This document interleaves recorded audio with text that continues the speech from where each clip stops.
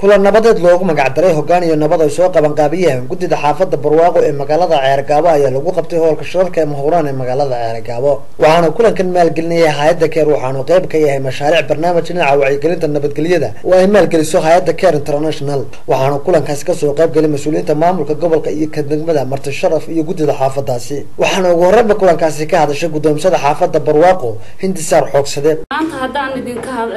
idinka warano hawshayadan halkan waxay ku saabsan tahay wacyigelin inaynu dhan uga soo wada jeesano oo aynu maxay heetoy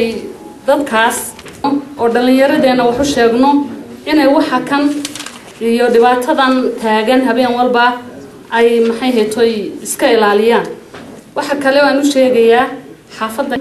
waa xaafad aanu in badan ku jiray oo aan ka shaqaynaynay hawsheeduna ay tahay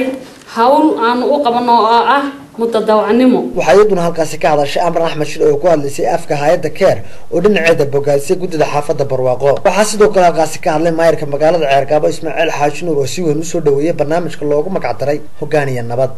hay'adda Care mashaariic badan bay ka sameysay degmada Ceergaabo gobolka Sanaag oo la taaban karo oo isugu jira wax badan oo aan baahideenu aynu u baahnayn waxa ugu fara badan waa iskuulo weyn mashruuc ku fadhiya $17,000 ayuu ahaa way ka soo baxeen hoggaan iyo nabad baa la yidhaahdaa mashruucii markay fuliyeen meeshii ugu horreysay horta markaa waxay ahayd Ceergaabo waxaana intii soconaya kulankaasi lagu soo bandhigay bandhig masraxeed gabayo ka turjumaya nabadda iyo sida loogu baahan yahay isla markaana lagu kala helayo jaahisooyin waxaana gabagabadii kulankaasi soo afmeeray guddoomiye ku-xigeenka gobolka Sanaag Ismaaciil Cabdi Xasan waxaan u mahadnaqayaa guddida qabanqaabada ee ka dhigay inay nabad kaga shaqeeyaan mashruucoodii dambe aad iyo aad baan ugu mahadnaqayaa hay'adda Care oo aad iyo aad hawsha xil isaga saartayna wax badanna ka qabatay dhulka wax badanna